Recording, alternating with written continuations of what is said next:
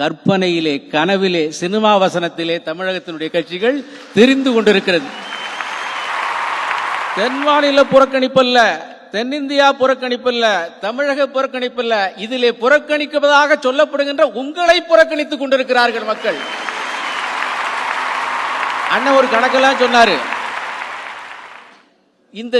இந்த பணத்தை மத்திய அரசு கொடுக்கவில்லை, நமக்கு அலோகேஷன் ஆஃப் ஃபண்ட்ஸ் மத்திய அரசு கொடுக்கல, சம்பந்தமே இல்லை. அம்மா நிர்மலா சீதாராமன் கூட ஒரு 4 நாளைக்கு முன்னால வேற ஒரு டிவியில சொன்னாங்க, இந்த பணத்தை கொடுப்பது மத்திய நிதி கமிஷன், பைனான்ஸ் கமிஷன்.